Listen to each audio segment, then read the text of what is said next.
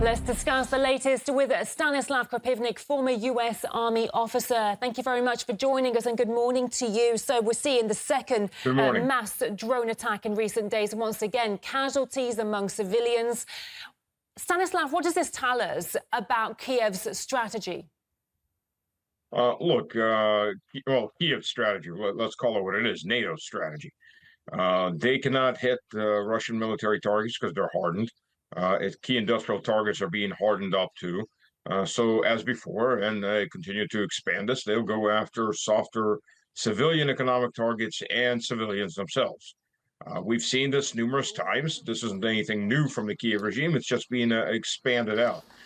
NATO knows it's losing the war by proxy through Kiev.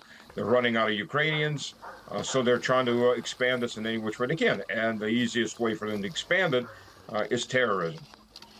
You know, in a previous strike, Kiev targeted retail warehouses, basically the Russian version of online retailer Amazon. 7 workers were killed in that attack, following which Zelensky said it was a legitimate target because it allegedly stored parts that could be used in drone manufacturing, among other things. What are your thoughts on the selection of targets?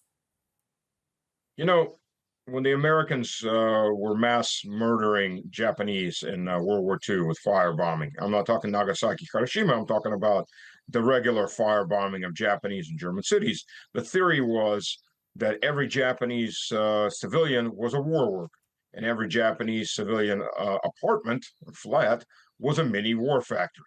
This is the same mentality.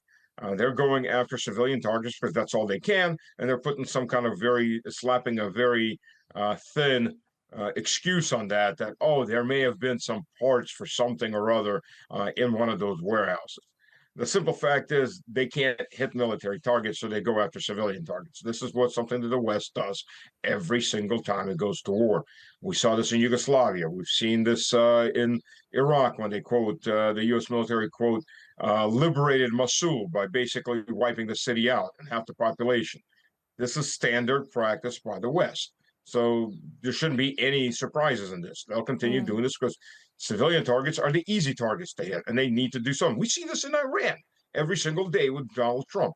What are they hitting? They're not hitting the military. They can't find the military. It's hardened. They're going after civilians. And meanwhile, Russia is retaliating. Yesterday, the Russian Defense Ministry reported a huge retaliatory strike on Kiev's military plants and warehouses, as well as Ukrainian ports.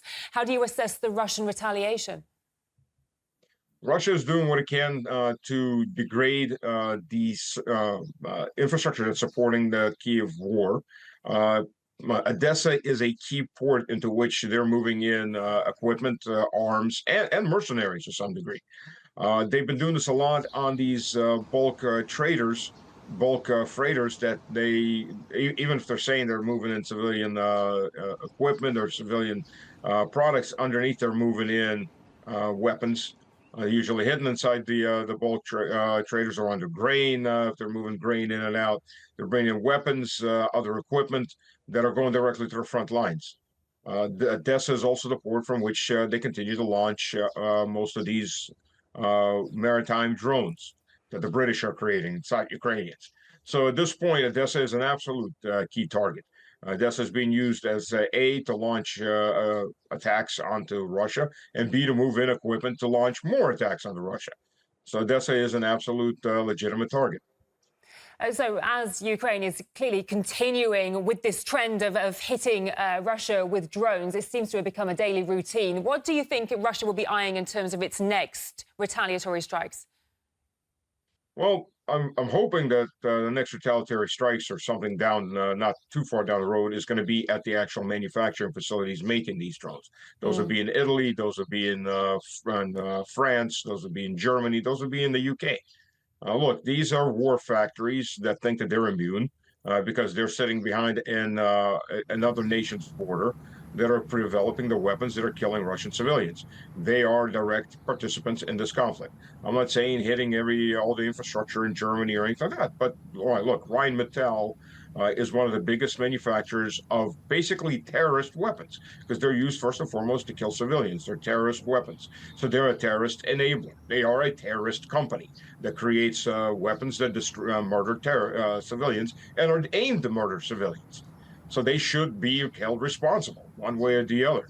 And the best way to hold them responsible is to shut down their operations. And if that means something that needs to be considered with, sorry about that, with long range capability, Russia has more than enough capability to destroy those facilities, put them out of action, stop the creation of terrorist weapons. Well, that would be a huge escalation, wouldn't it? Let's talk about the front lines. It's coming as Russia is rapidly advancing along the front lines. That's according to the latest reports from the Defense Ministry and the chief of the Russian Army's General Staff. What chances does Kiev have at this point of turning things in their favor? Short of NATO coming in full force, and that wouldn't be much of a turn anyways. That'd be a very temporary ability for NATO before it runs out of troops. Realistically speaking, and equipment, not much at all. They can hold to some degree, but if we look at Kramatorsk, if we look at the Druzhkovka Kramatorsk agglomeration, what we see is there is no line behind that. It's open field. So this is the final line in this very built up area.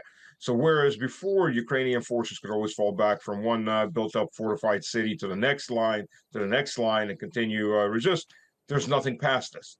And they know this. It's very difficult to bring in equipment and additional personnel across open fields.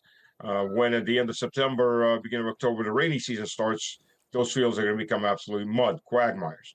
So anybody that's still in those cities that hasn't tried to retreat is going to be trapped.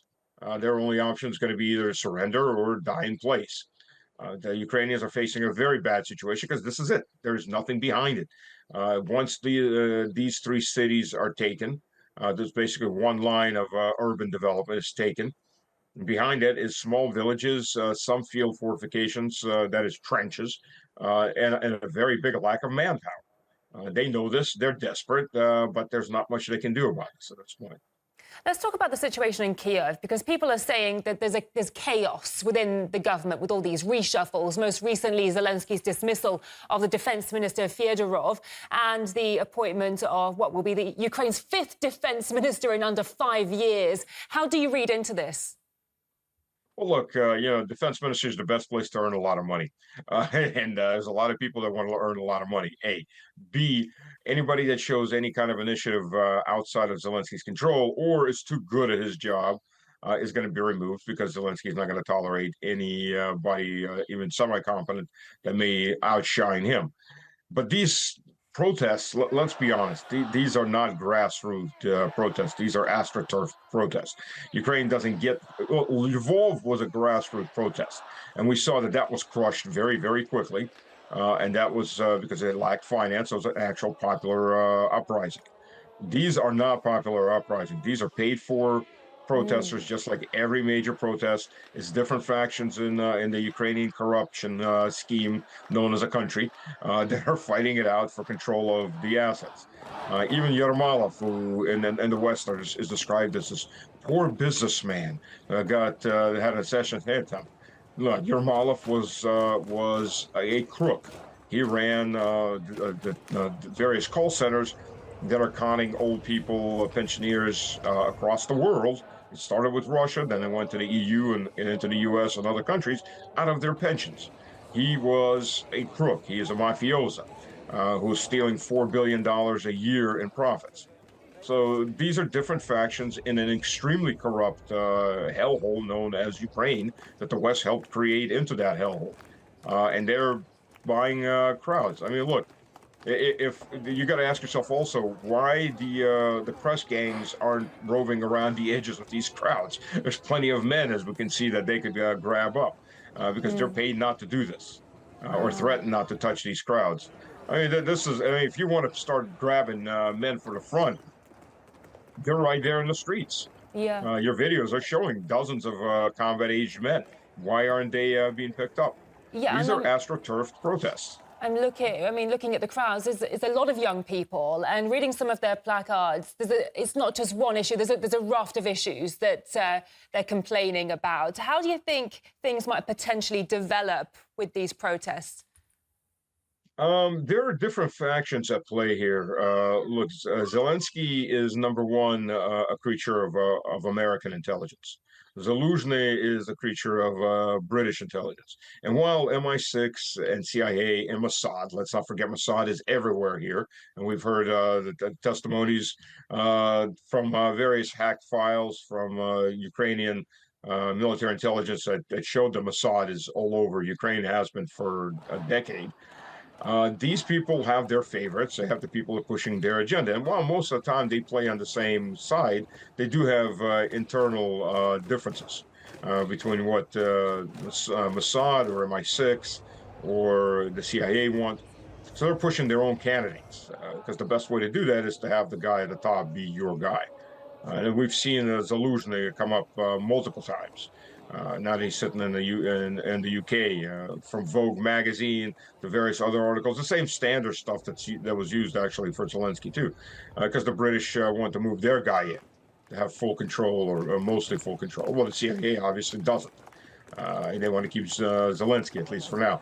And the whole scheme that Zelensky and Trump had arguments and things like that. Look, this is theater.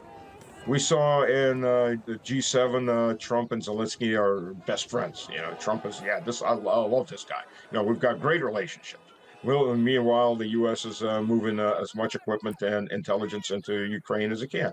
So nothing has changed from that point of view. But these, what we see on the streets is actually internal fighting between the backers of Ukraine, not inside Ukraine itself. Yes. You know, we've been reporting on Ukraine's often brutal mobilization tactics for years now, and it's been dismissed so many times as Russian propaganda, people calling the videos AI even. And I noticed this morning, as I was reading the BBC website, that they have actually done a report on these brutal mobilization tactics. Do you think this is the tide turning? You'd hope so. I mean, if this is a one-off, it's not going to be any kind of tide turning, but you'd hope so.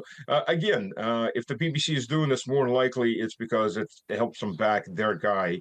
The BBC is in league with MI6. I mean, it's all government run. This is a campaign to get Zaluzhny in.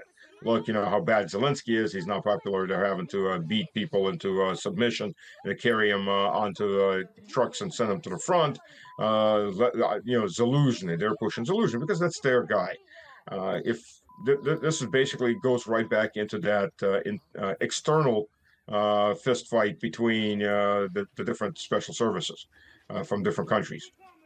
So this could easily be just part of that campaign, which would be the timing. You know, everything's about timing.